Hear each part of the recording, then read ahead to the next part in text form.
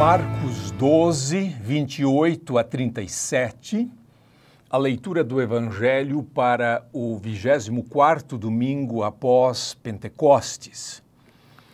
É um texto um tanto quanto longo, porque são a rigor duas perícopes juntadas numa só, o que não deixa de ser interessante e que eu quero comentar também ao final. Como aqui aparece de modo especial no início o tema da lei de Deus, não nos surpreende que tenha sido escolhido como salmo, o Salmo 119, que é um grande louvor à palavra de Deus, à revelação de Deus, também conhecida como lei. O texto de Deuteronômio 6, que será citado nesse texto aqui, e continuando leituras em Hebreus, desta vez dentro do capítulo 9. Marcos 12 já nos coloca dentro do ministério de Jesus em Jerusalém. A entrada de Jesus em Jerusalém está no capítulo 11. E nesse trecho do Evangelho existe conversa, existe discussão, existe debate entre Jesus e vários grupos.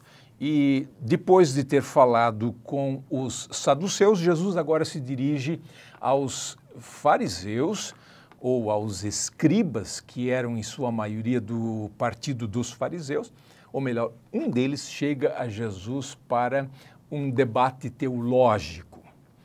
Versículo 28. Kai proselton heis ton grammateon, accusas auton sidzetunton, idon hotikalos apekriti autois eperotesen auton. Poia estin entole protepanton. Proselton, proserchium, é aproximar-se, e aproximando-se, ou tendo-se aproximado. Heis ton grammateon, um dos escribas. Acusas, tendo ouvido ou ouvindo, auton sidzetunton. De novo um genitivo absoluto. Eles, está no genitivo, mas é o sujeito, sidzetunton, discutindo, debatendo.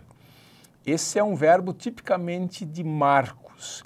Ele ocorre 10 vezes no Novo Testamento e 6 vezes aqui em Marcos, ou seja, das 10, 6 em Marcos.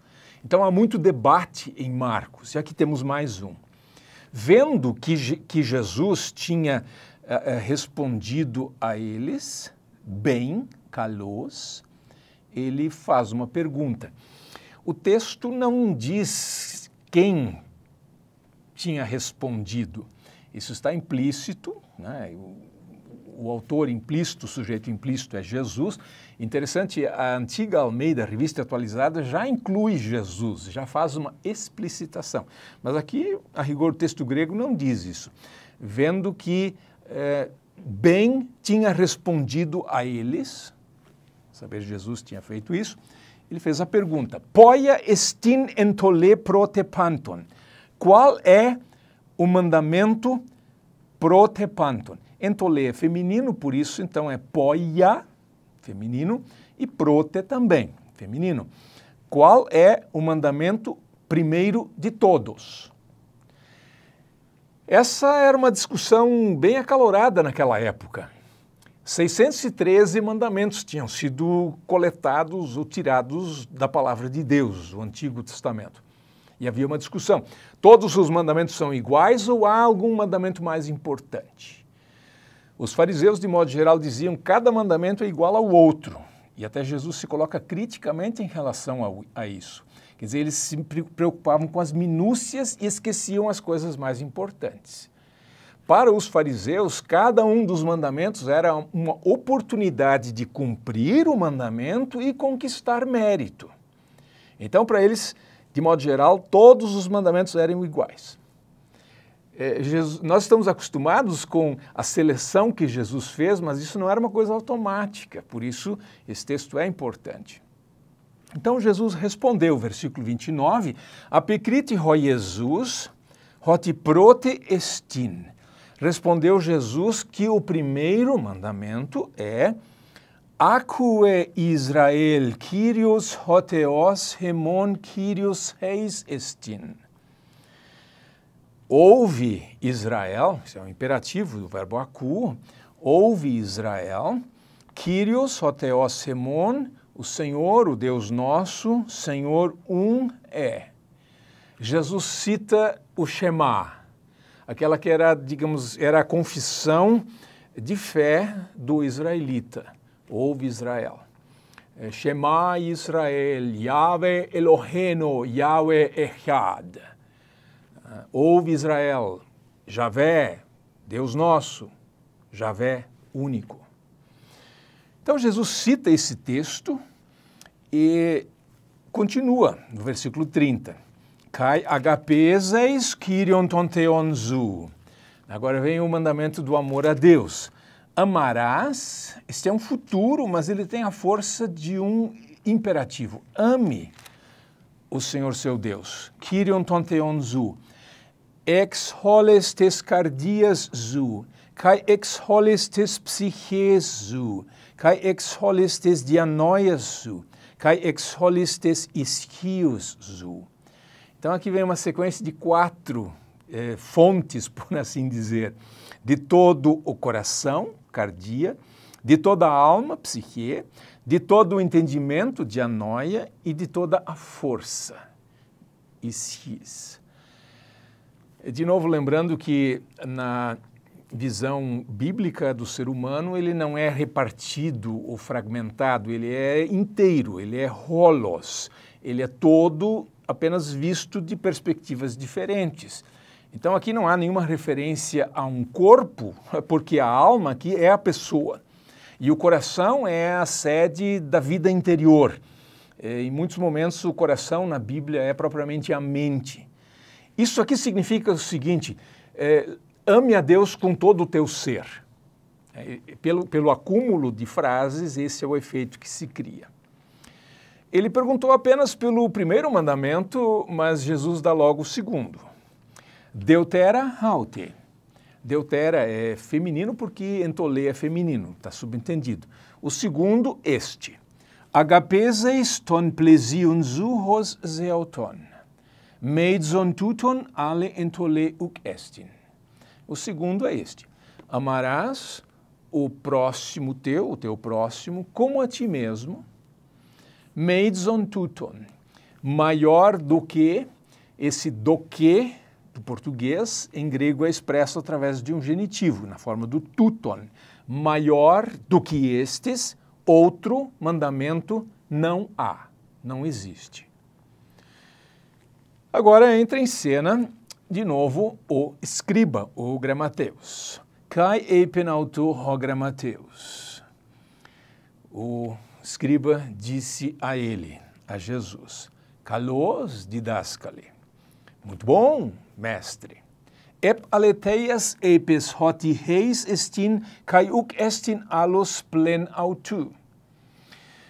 Em verdade, disseste que heis estin kai uc estin alos plen autu.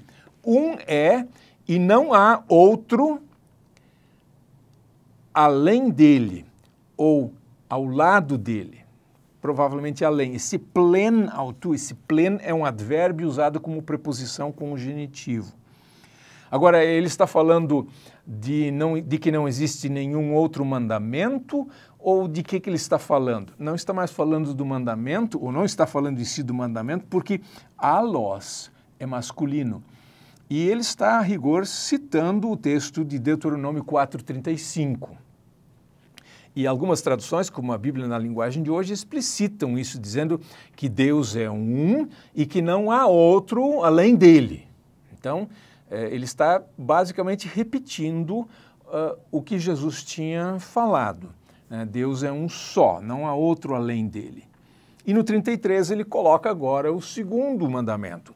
Kai to agapan auton ex holis tes cardias, kai ex holis tes sinesios, kai ex holis tes ischios, kai to agapan ton plesion hos auton, perisoteron estin panton ton holocaumato, holokautomaton kai tizion. Então, primeiro ele complementa o primeiro mandamento, o grande mandamento, amar a Deus de todo o coração, de toda a sinesios, de todo o entendimento. Interessante, amar a Deus com a mente. A gente sempre acha, não, a gente ama a Deus com o coração. Não, tem um aspecto da mente, do entendimento e de toda a força. E amar, to agapan, esse é um infinitivo que é transformado num substantivo, o amar, que a gente poderia traduzir também por o amor ao próximo. Perissoteron é muito mais, é melhor do que todos os holokautomaton kai tizion, do que todos os holocaustos e sacrifícios. Essa palavra é difícil, eu até não consegui lê-la na primeira vez, holokautomaton, mas, assim, o nosso termo português, né, holocausto, vem daí, evidentemente, holokautomaton, holos é todo, né, e o kauto é simplesmente queimar, ou seja, um holocausto é um sacrifício queimado por inteiro. Interessante esse aspecto aí, é uma espécie de crítica ao sistema de culto. Isso aparece em vários momentos no Antigo Testamento, quando um ritualismo toma o lugar do que é mais importante na lei de Deus.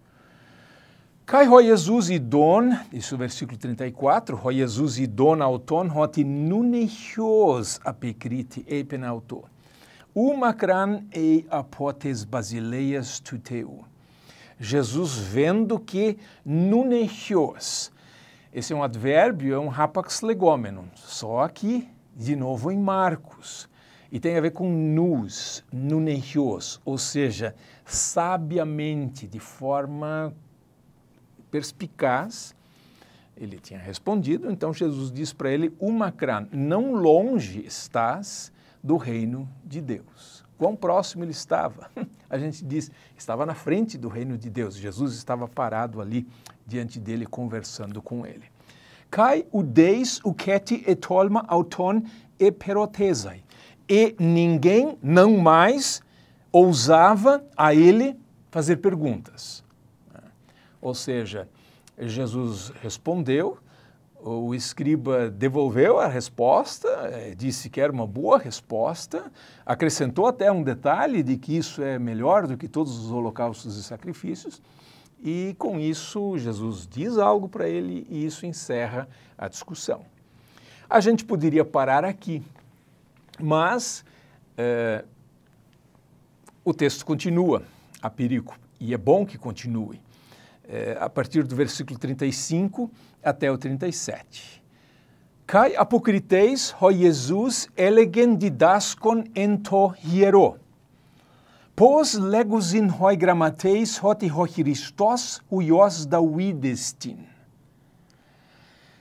Kai apocriteis ho Jesus. De novo, apocrinumai não é propriamente responder, assim ele é traduzido em muitos momentos, mas também pode significar tomar a palavra, começar a falar.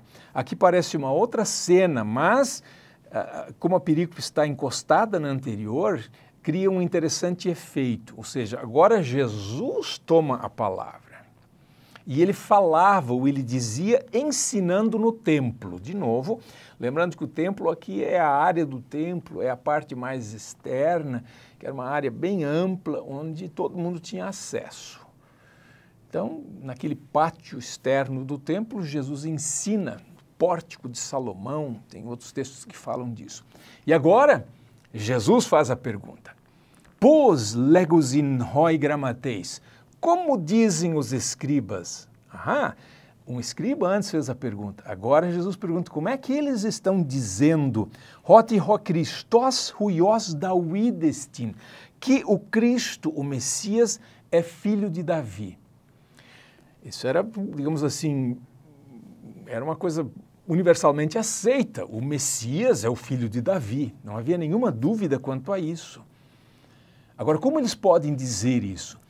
E Jesus coloca isso em xeque, ou ele questiona isso citando uma palavra do próprio Davi. Com isso ele quer dizer, se vocês acham que ele é só filho de Davi, vocês estão um pouco, ou bastante equivocados. Ou seja, ele é mais do que isso. O que ele é mais? Bom, esse texto não diz, mas esse texto diz, olha, filho de Davi, sim, mas não é só isso. Aí vamos à continuação do texto. Eu já me antecipei, tirei a conclusão antes de ler o texto. Vamos lá. Autos David eipen ento pneumati to hagio. Autos David, mesmo Davi, próprio Davi, o próprio Davi disse ento pneumati to hagio, no Espírito Santo, pelo Espírito Santo, ou seja, inspirado pelo Espírito, Davi falou, ele mesmo falou, o nosso pai Davi. Davi é profeta. Atos 2:30 diz que Davi era profeta. Todo mundo acha, ele é rei, ele é músico, ele é salmista, é profeta. E onde é que ele profetizou? Ele profetizou no texto que segue agora, que é o texto do Salmo 110, que é talvez ou seguramente o texto mais citado no Novo Testamento. De todos os textos do Antigo Testamento, um dos mais citados, Salmo 110. Eipen Kyrios to Kyrio mu, katu ek dexion mu, heus an totus ectrus zu hippocato ton podon zu.